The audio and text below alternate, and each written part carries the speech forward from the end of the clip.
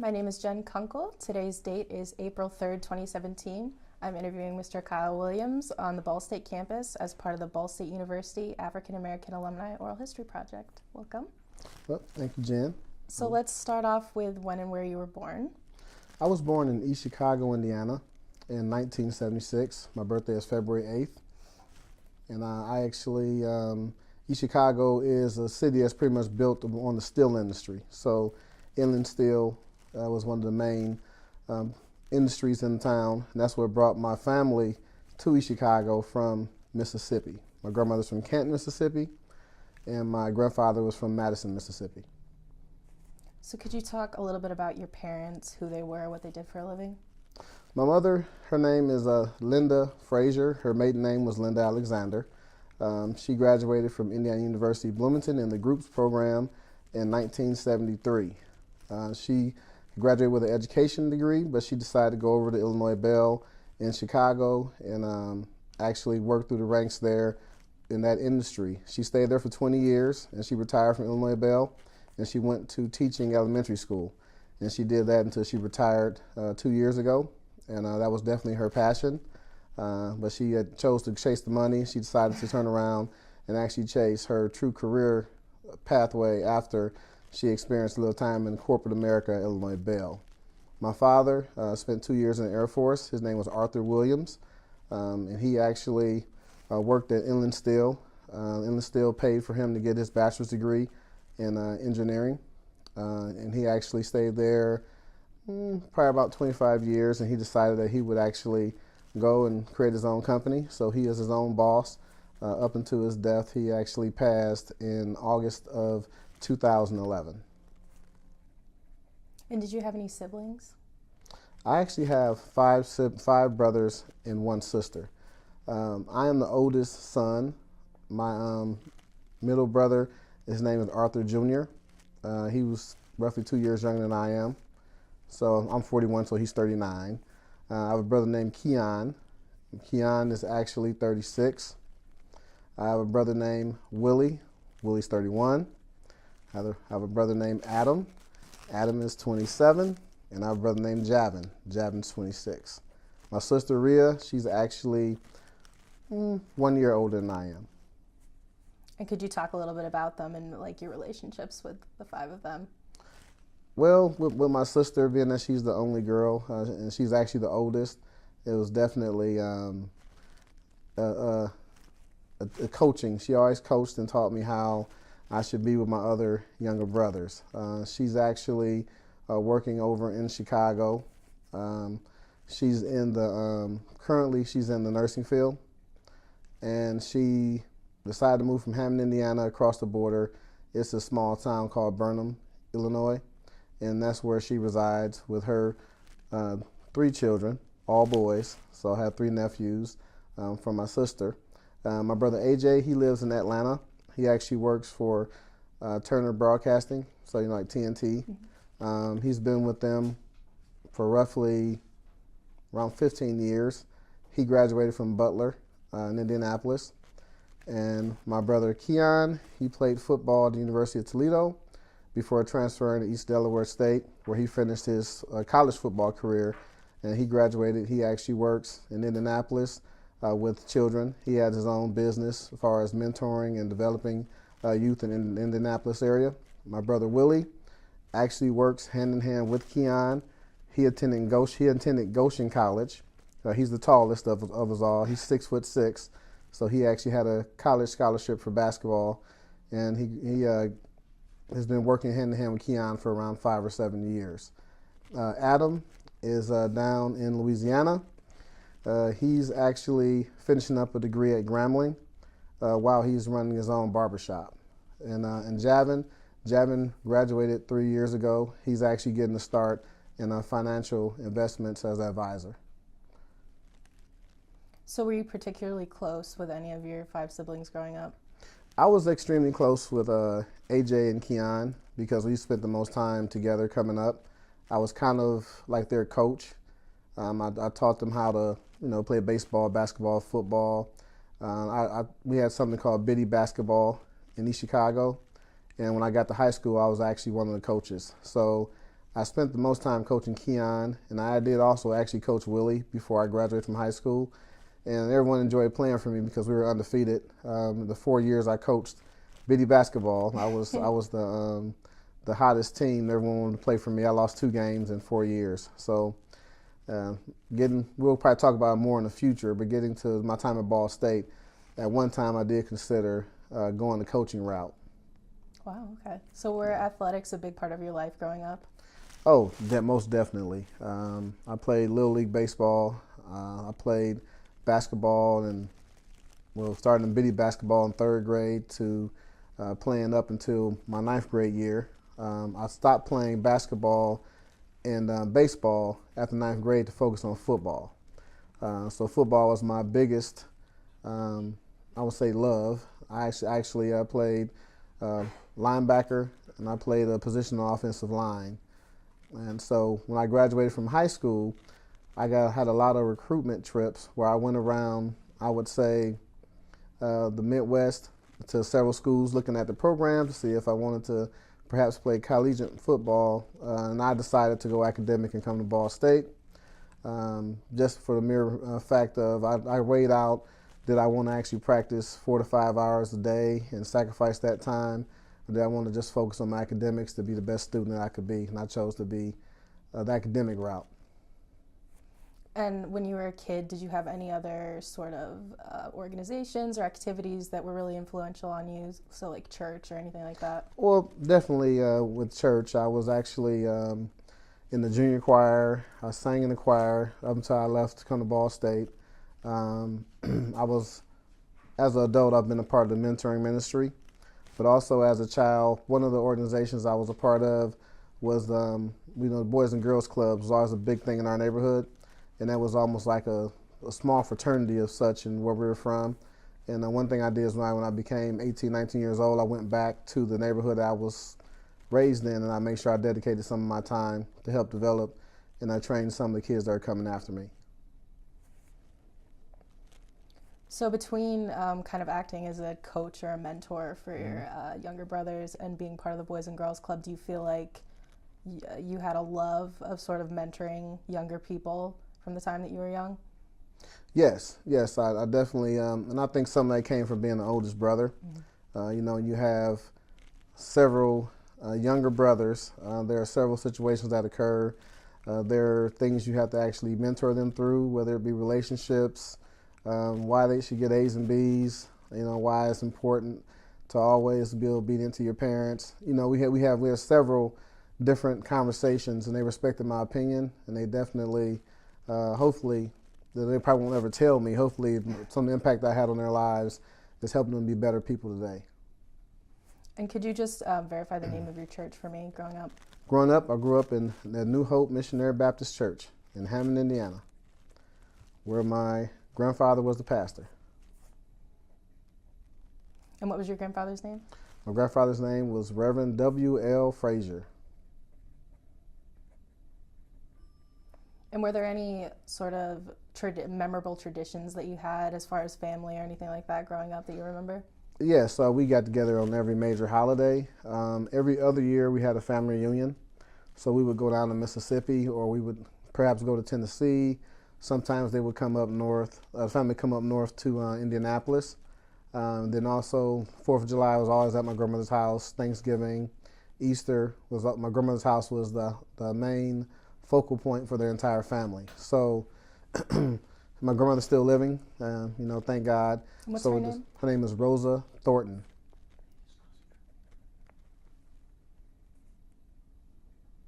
And it sounds like family was a pretty influential big part of your life. Growing up, what would you say were sort of the core values that your parents or your grandparents instilled in you? Well, I think the biggest thing they instilled in me was hard work. My grandmother and my grandfather both worked. My grandmother didn't have to work, but she just believed that, if 2 people worked, it created more income for the family. She had 5 children, and she wanted them to definitely have it better, and she had it down in Canton, Mississippi. So there's a big focus on work, being dedicated. Don't just pick any job. Pick a job you're actually going to be loyal to. And there's definitely old school values as far as working in one place for 30 or 40 years and retiring. I can't say I picked up that part of it, but I also believe hard work is very important. So moving on to your high school years, where did you attend high school? I attended high school at East Chicago Central High School, where I graduated in 1994. And were you part of any organizations or activities, extracurriculars? The main extracurricular for me in high school was football. I was, well, I guess it's not a thing to celebrate, but I was the runner-up for Mr. Football. So I was pretty popular. I didn't realize it. I didn't actually choose to run. I was nominated to run by my peers, and I didn't campaign. I just simply said, hey, if you think I'm, I guess, a cool guy, you'll vote for me for Mr. Football, and that's what got me second place. I mean, I lost by less than 10 votes, and the person who won campaigned ferociously to win Mr. Football. So my main focus was I wanted to win football games and not necessarily the Mr. Football. That wasn't my goal. And were your friends or your peer group really important to you in high school? Extremely. I had the benefit of going to high school with over 10 cousins. And so we actually spent a lot of time as family, developing each other, pushing each other academically. And then also my friends in the neighborhood, some of the kids I went to elementary school with, also went to Catholic school up to 4th grade. And I've definitely kept contact with those individuals to this day, just to try to see what they're doing, how they're trying to improve themselves, and also push them to give money back to our old neighborhood to try to improve the situations and the conditions that are there. Could you talk a little bit about that, about the neighborhood you grew up in and sort of what it was like? Well, the neighborhood I grew up in, I'm learning that a lot of cities are this way. You had certain parts of town that were, quote unquote, where people had the nice jobs and they had money. Socioeconomic status was very, very important. And then there are some parts of town that were, I would just say, were undesirable to live. You really couldn't walk the streets there at night.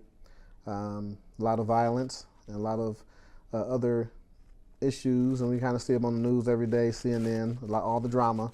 The drama was definitely there, but I'm thankful that my mother was the first college graduate. She had the opportunity to actually move us out of any kind of situation that would be filled with drama and negative types of situations. So I want that for other children as well. I mean, I don't believe that a person's start is where they have to finish, because I've seen, kind of like how my mother, she started in a situation where it was very hard for her early on, but then she went out and she was determined to get her degree, and then she didn't leave in that university until she actually received her master's as well. So she was definitely, there were definitely big shoes to fill coming after my mom as far as academics. I do have a master's degree, I have an MBA, but she went on. She didn't get her PhD, so she told me that's my challenge. My goal is to get a PhD so I can be the first doctor in the family. Awesome.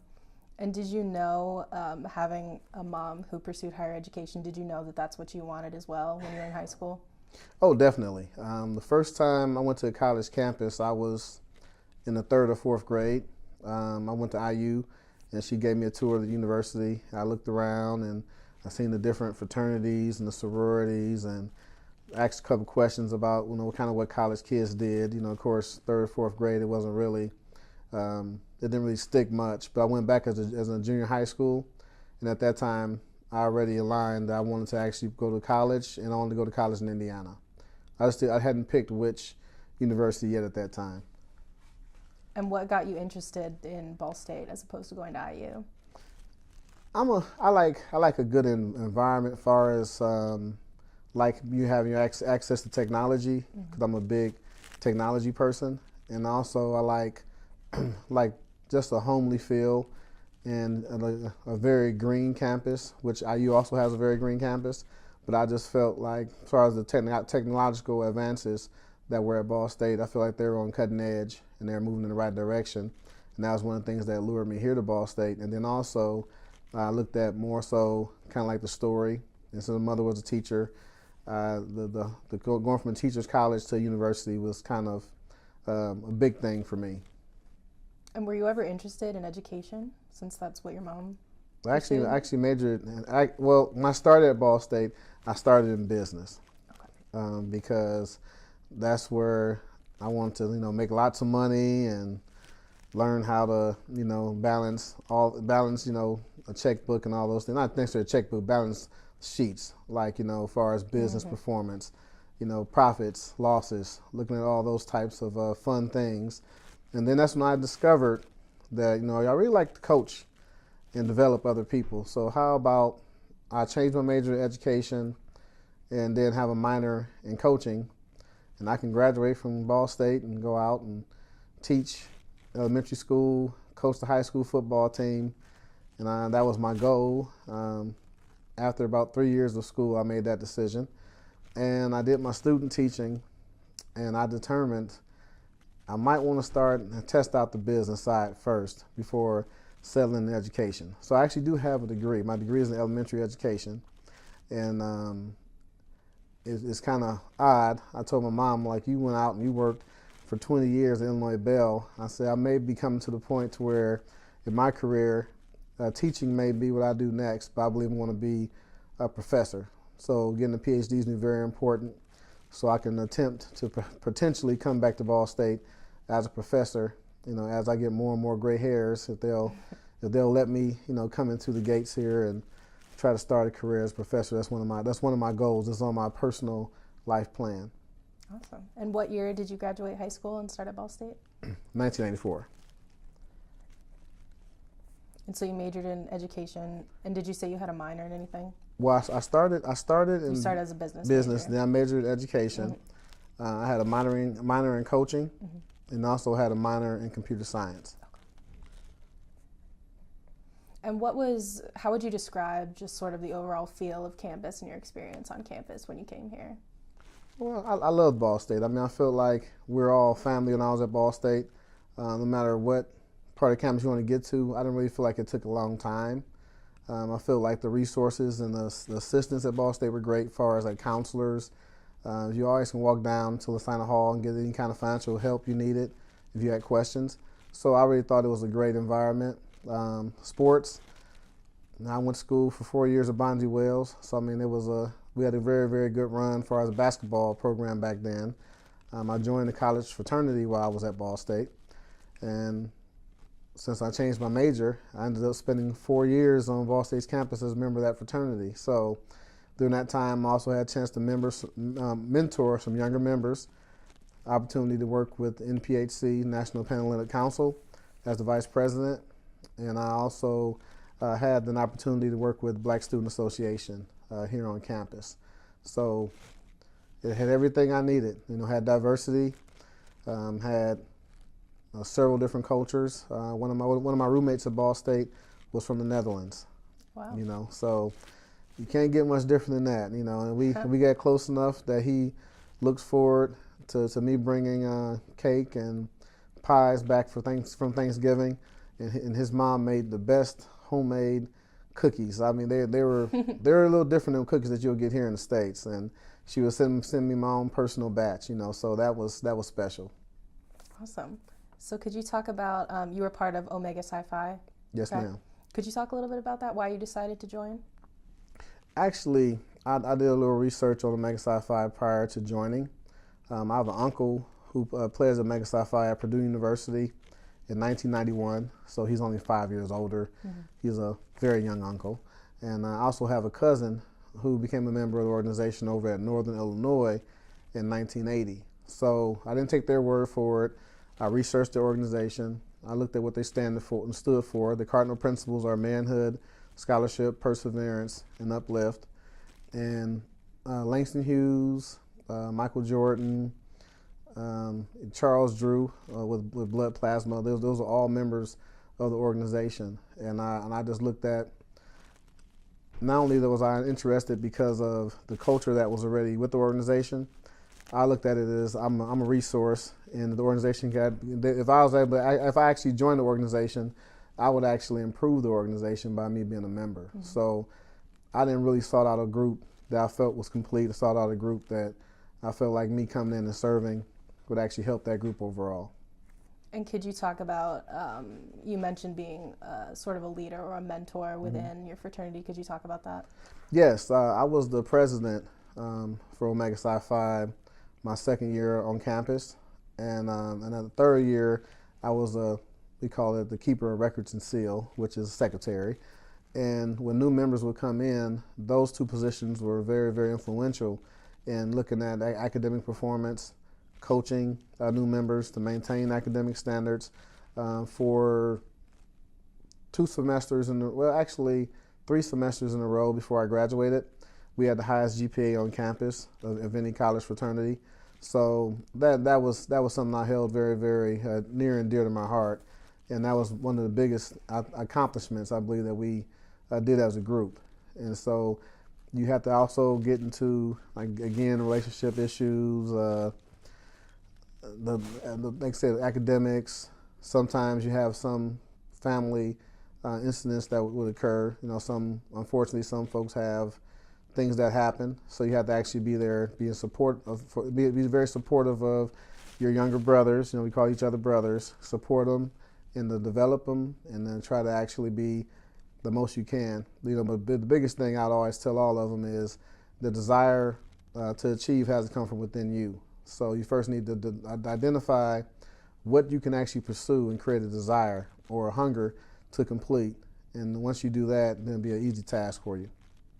And are there any specific moments you remember as a mentor in this organization where you felt like you were really challenged? Oh, well, definitely. I about fourth year, getting ready to graduate.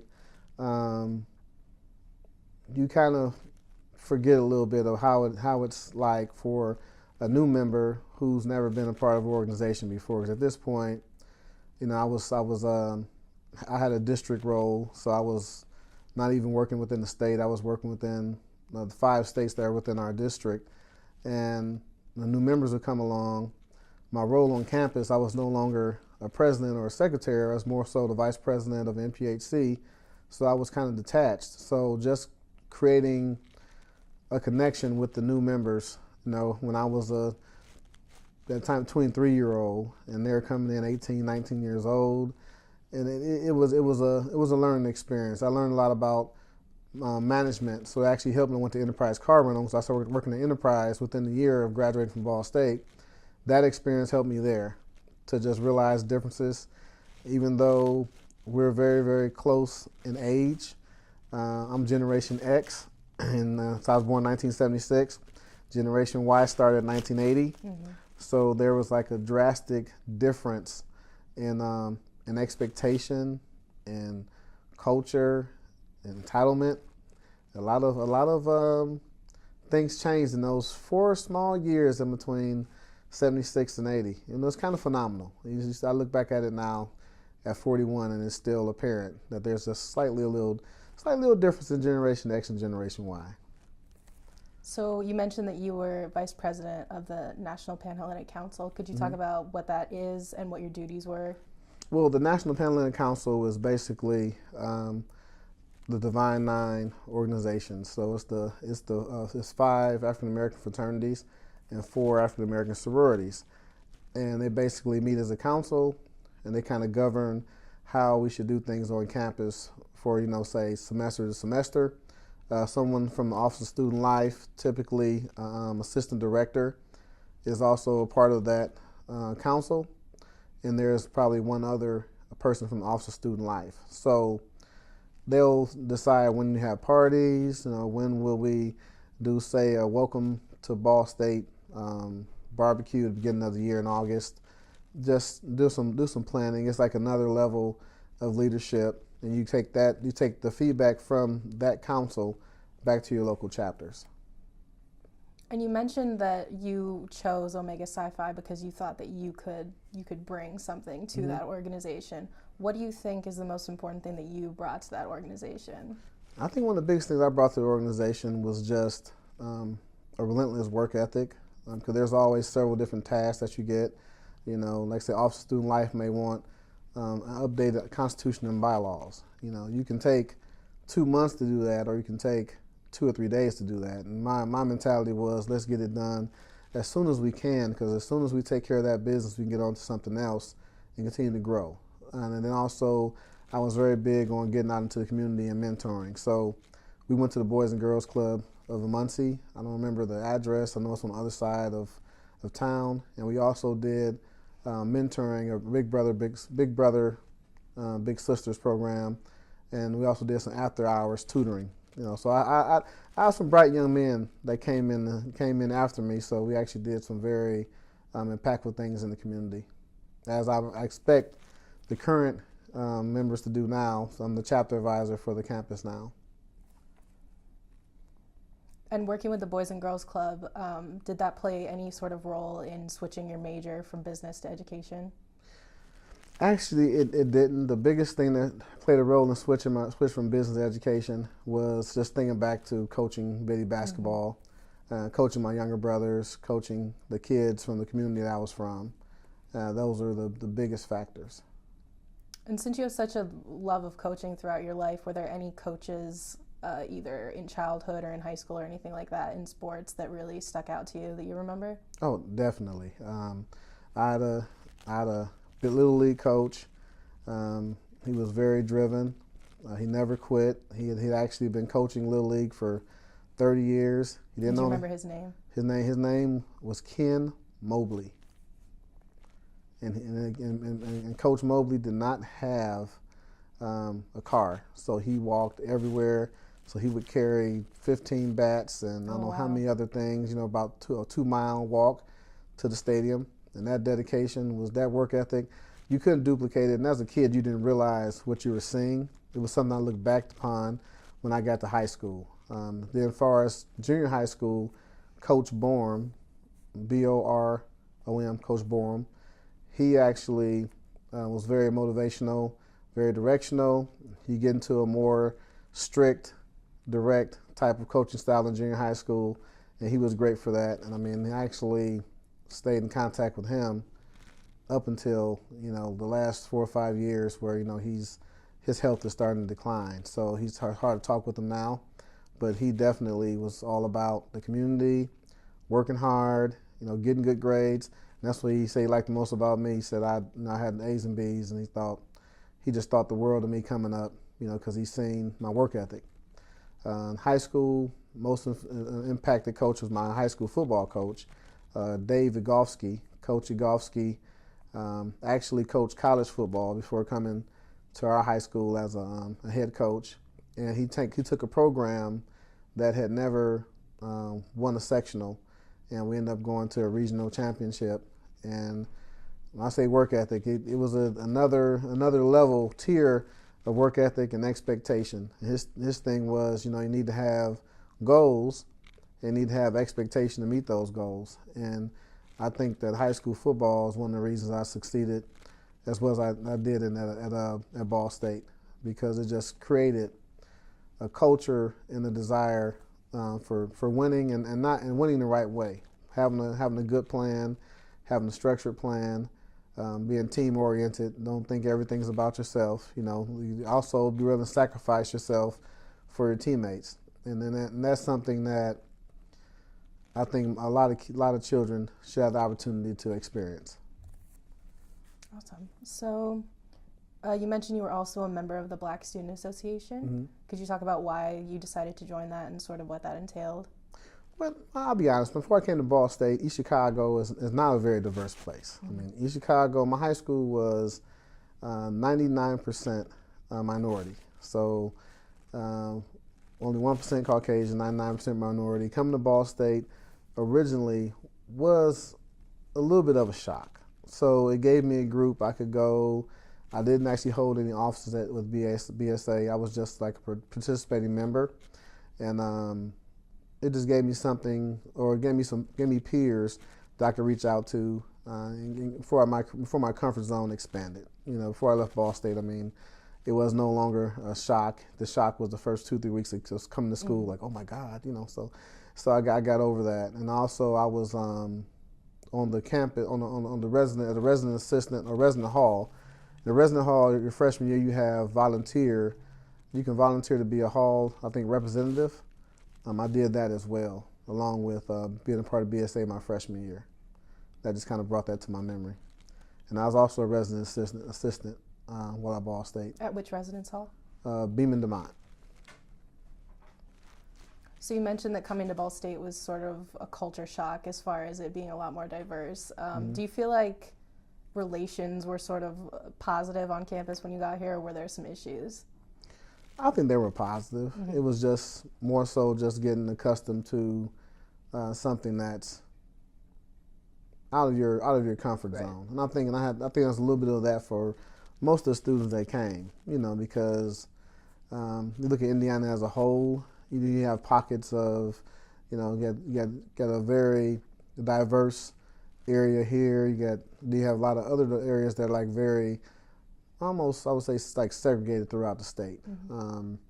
So coming together and actually experiencing that and seeing the differences in other people just makes you a stronger person. I believe it actually strengthened my stay down at Ball State and also improved my my professional career. I mean, because diversity is all around us, and inclusion and everyone is equal is very, very important to have those concepts and actually believe them. And my first manager taught me a lot. And I got out of college and I got work for Virginia Seska. I worked for Jenny, and Jenny, we couldn't be more different. I mean, it was, if she went to Ball State, we probably wouldn't have spoke to each other for 4 years. That's how different we were. But we're able to come together and create an opportunity, an enterprise where we had the highest revenue producing branch in the region. And then Jenny was a manager for 3 years prior to me working with her. And we just actually, by us being so different, it helped out. Because where I was definitely probably very customer focused, because I'm very big on serving. My grandfather was a pastor, so you got to serve people, treat them the right way, talk to them the right way. So our customer service was above 80%. We kept actual track of customer service. And Jenny was probably the most bubbly personality that could talk about the expensive cars. So she would go out and she would take care of that part, and I would do more of the contract negotiation and handle the back end. And our customer service was high, and our revenue generation was very, very high. So in that instance, I was happy we were different. The fact that we were different allowed us to be great together. And did you have a similar experience in Greek life? Being in a black fraternity, do you feel like there were good, positive relations between all the fraternities on campus? I do. I mean, I had friends almost, I won't say in all the fraternities, but, like it didn't matter whether NPHC or Panhellenic Council or fraternities, we still talked, we got along. I stayed at Studebaker Hall. So in the dorm, there were several different fraternities. I mean, we get together, play John Madden football against each other, and just have a good time. So it was really I thought that part we could have did more, like as big groups, but we definitely have good relationships. I can't think of anybody or any group that I felt was negative toward me for being in the African American fraternity or being African American. And you mentioned student teaching once you switched to become an education major. What was your experience like as a student teacher? I did my student teaching back up in the neighborhood where I'm from. And I think one of the mistakes that I made was I went across town, and up north where I'm from, there's a big divide between this side and that side. And that wasn't the only thing. It just was more so I learned a lot more about some of the issues that occur in some of our inner city schools. And that didn't deter me from education. I just felt like, one of the takeaways I had, other than children were great. I mean, I actually keep in touch with the kids. One of my students, my worst student, Kendra, I can never forgive Kendra's name. Kendra was very, very difficult. We spent many hours talking about how she could, behave in class the proper way. And I learned that she's she's a head nurse in the operating room down in Houston. And I said, Kendra, we talked. I had to talk to her. We connected on Facebook. We talked. And I just said, wow, I just told her, how proud I was of her and that she actually got through. She remembered me, Mr. Williams. I'm like, oh, call me Kyle. We're years later. I did my student teaching in 2000. So Kendra's doing very well for herself, and she actually told me about Shatanza and a couple other the other students that I taught, and they had a strong group of students that were there. It's just that some room for improvement was definitely there, probably within teacher-parent relations. Okay. So about hopefully it's better in that area now. I'm not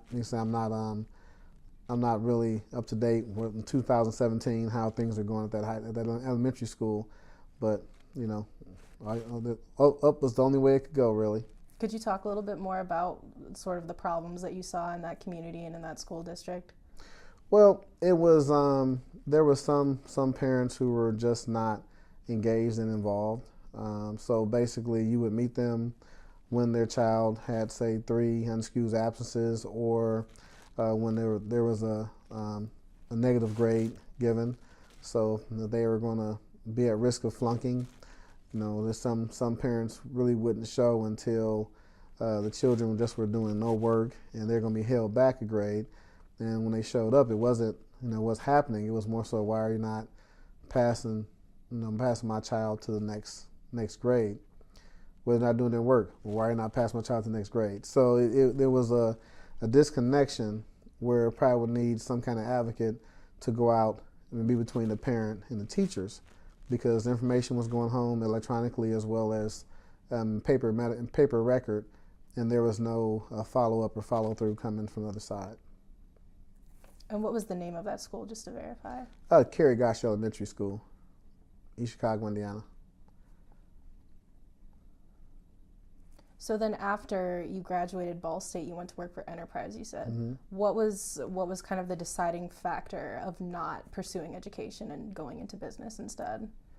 Well, I just weighed what are my absolute passions. Just I put them on a chart, and I put in there, the top 3 was competitive, and the top 3 was earning revenue, making money. So I thought about it, said, well, maybe I need to try, a sales approach first, because my passion is being competitive, making money, and I probably can be quite competitive in teaching, I believe, but I don't really think that's the proper culture for a productive school, just to have every teacher, competing to the point to where it's impacting the students' learning. So I didn't want to be a negative contributor to anyone's education. So I chose to go to business, start off in business. And you have a 15-year-old son, correct? Correct. So he was born pretty soon after you graduated? Yeah, 2001. And what's his name? Brandon. And could you talk a little bit about him? Well, Brandon is currently a AB student. Sometimes you have to talk him out of accepting a C. C's are unacceptable, have to get A's and B's. He's playing football at Warren Central High School in Indianapolis, and he believes he wants to go into accounting. That's his mission, his goal, his current aspiration. I'd say, well, you're just a freshman, just give it time. You'll be amazed. You may want to be a doctor. You never know. I said, well, if you want to be a doctor, you need to get straight A's, and that's where that conversation usually stops. But he's doing great. Like I say, academically, we have a very large family support system in Indianapolis. So my wife's grandfather is still with us. And in fact, he traveled with us 2 weeks ago on spring break, the first week of spring break. We went to Memphis, and Grandpa came with us, and so it was me, Grandpa, and Brandon. And last week, we went down to Nashville. We're in Nashville for 8 days and 7 nights for spring break. So I was there working most of the time because my job, I cover 5 states for my job. So he gets to go somewhere every fall break, spring break, summer break, winter break. I told him we'd have a serious conversation about what life is like when you get out of college, because he felt like his first job would come with 8 weeks of vacation time. And I had to explain that when you're vacationing, I'm working. So you probably 10 days to 21 days is probably the standard. That's maybe you'll hear offers in that range, but 8 weeks, I think you may have to have your own business to get 8 weeks of vacation. So he's a great kid, and he has a very bright future, and he definitely wants to do something in business. I just That's just his natural gift. And when did you meet your wife? I met my wife. It was beginning. Well, actually, one of her friends attended Ball State, so she used to come down. So that's when we first crossed paths. So that was years ago. Trying to remember back. I mean, that's looking at the late '90s. And what's her name? Brandy. And when did you get married? We're late bloomers there. We didn't get married until 2014. But she actually, she graduated from IUPUI. She works for the city of Indianapolis in human resources. And she's a HRC, a human resources consultant. She's currently in grad school. She's attending, it's the most common grad school you can go to in Indiana. I'm trying to think.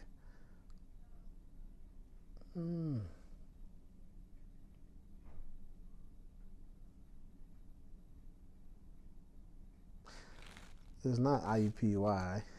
It's we had to come back to that one. Somehow just having a mental freeze there.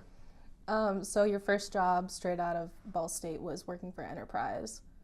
Correct. And so when did you decide that you didn't want to sort of go back to education, that you wanted to stick with a more business-focused track as far as your career? So when I wanted to stick with business focused, that was after I became a manager at Enterprise. Okay. I managed for the first, I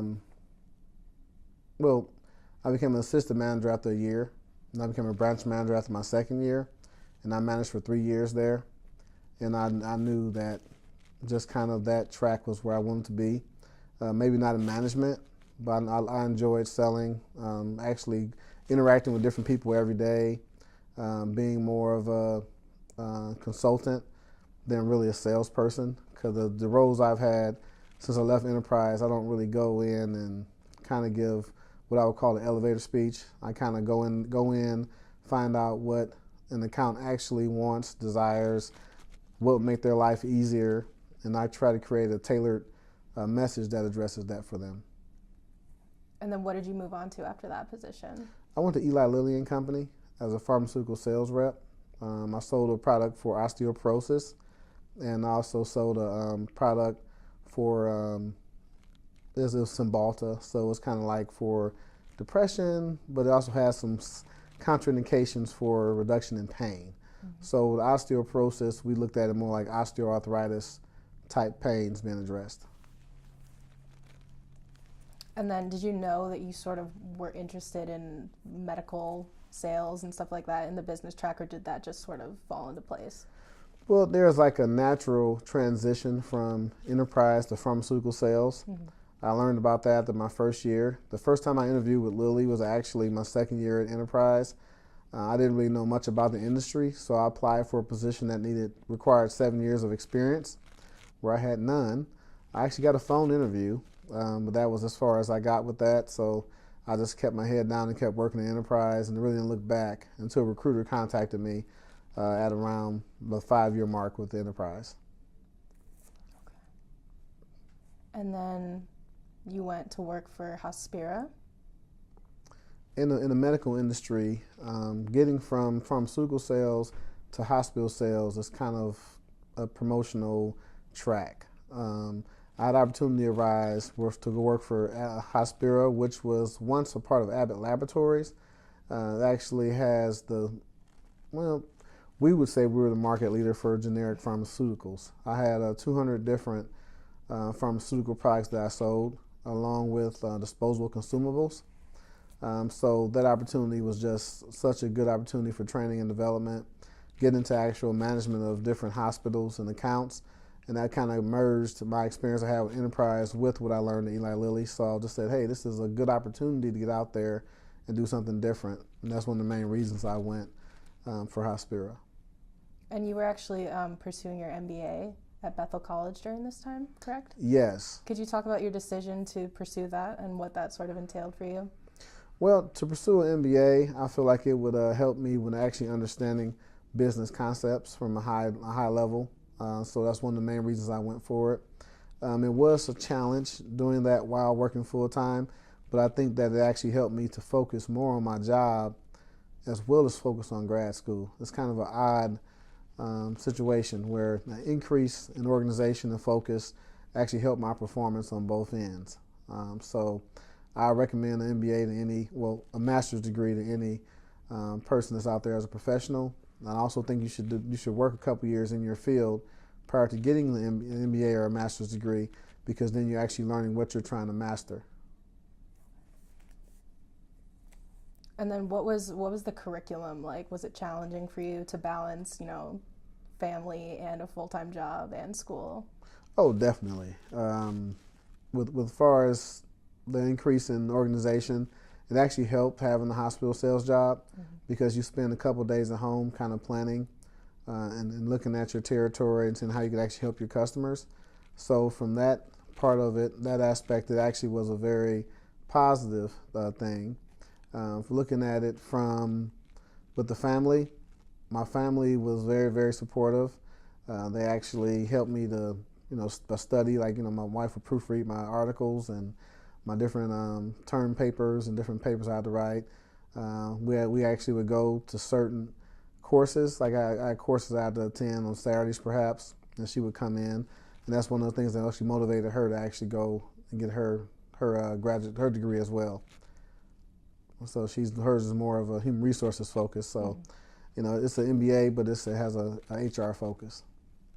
And then afterwards, after what year did you graduate? I graduated in 2000. Well, from that, okay. I actually graduated in it was 2013. Okay. And then you went on to work for Thermo Fisher? I went on to work for Thermo Fisher Scientific. That was probably the one mistake that I made in my professional career. Not because of the company. It was just because the reason that I took the position was heavily financial. Thermo Fisher purchased a smaller company by the name of Fadia. I was hired in under Fadia, and Fadia had a very unique growth structure, which was we're going to pay people outrageous amounts of money to go out and do this job, basically. And I bought into that. So I went from having 200 products to having one product. And we were purchased by Thermo Fisher, and Thermo Fisher decided that they would, do a downsizing, because they kind of had reps in the areas already. So they didn't need to have like an over population of reps. So it's the first time in my career I was ever, quote unquote, downsized. My wife teases me. She says, "Well, you were not really downsized because you never missed a paycheck." So I got the job with Sabia, which is my current company, and I didn't miss a paycheck from, every 2 weeks after my last paycheck from Thermo Fisher, I got a check from Sabia. So it was a great thing. And how do you think your MBA has sort of benefited you in your professional career? It's helped me to understand more what my boss's boss looks at and what they expect and what they actually strategize and target. So my approach is a little bit different than some other folks that work at the company. I'll send a message saying, I just acquired this very large customer. I want to send in a report, let you know what this customer actually orders, because I don't want this customer to impact our production or our ability to service our other customers because we encounter back orders. And when I first sent that kind of message, I got a message from the president saying, "What exactly do you mean about back orders?" And I explained to her that if you don't track new business properly, it can lead to back orders, because you only order so much product, or you produce so much product, and if you don't change your production lines to meet your demand, sooner or later the demand and the supply are going to meet in the middle, and it's going to be a bad situation. And she actually was impressed by that, and I guess it's not a common message from someone who works out in the field as an account manager. And do you feel like majoring in education at Ball State, do you feel like that gave you the background that you needed in business and pursuing your MBA? Do you feel like that was an advantage for you in any way? Well, I think it was a merging of the fact that I did take several business courses at Ball State, along with the education classes. I think the education classes helped greatly because organization and being detailed. And so, in my opinion, lesson plans are similar to strategic sales plans. I mean, you actually have to have goals. You have to have expectation of when I actually give this assignment or I actually ask a student to do X, they're going to potentially do these three things in response to that, and how do I actually address the three different ways they can go. So I really think that education and consultative selling are very, very closely related, because everyone's looking at, and really everything is so similar. I mean, pay for performance in education. Sales is pay for performance. So it's really, our society is turned, we all have almost a certain degree of salesmanship in us, because we all have quotas, responsibilities, expectations, and it kind of comes out to how you actually communicate with your customers or your coworkers to actually get things done. And you're still involved with your fraternity? Correct. I'm financial in the graduate chapter in Indianapolis, which is Zeta Phi. I'm the chapter advisor to Upsilon Beta. Upsilon Beta is the local chapter here on Ball State's campus, and I meet with them often. I actually help them to create plans. One of the things they've done very well on campus in the last year, they've had several blood drives, which is one of our nationally mandated programs. And because of Charles Drew, we actually call it the Charles Drew Blood Drive. And they've done an excellent job. They were recognized by the Daily News here on campus because of their dedication to blood drives. And are there any other organizations that you've stuck with, or any maybe volunteer work or something like that you do? Well, actually, when it comes to volunteering, I still kind of am involved with the Boys and Girls Clubs when I can. Then at church, I've been on the board for Mentor Ministries. So I've actually started off mentoring children, but just it's a natural transition to sometimes you have to talk to some of the adults. So I still kind of have a mentorship, a mentoring relationship with some of, say, the children at the church. So that was just always just one of my passions. I don't think I want to actually go into psychology or anything, but mentoring was something that I've been a part of.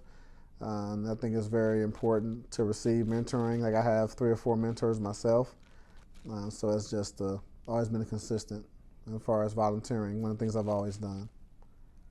And could you talk about the mentors that you've had, and sort of if there's anybody that you can think of specifically that's made an impact on you? Donnie Miner was my mentor when he's actually an area manager who hired me to become a branch manager at Enterprise.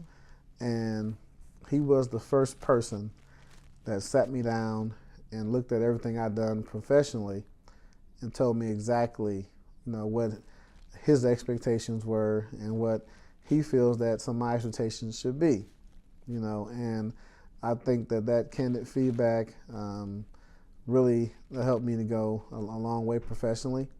Another one of my mentors was actually Maurice Taylor. He works at Lilly, he's human resources there. And his mentoring was more so when you're doing philanthropy or when you're doing volunteer work, just be more structured, keep details and document what you did, because if you do something that's very, very successful, you want to try to reproduce that. So his type of mentoring was a little bit different than Donnie's. And then one of my other mentors is Mr. Burnell Coulon, he's an older fraternity brother.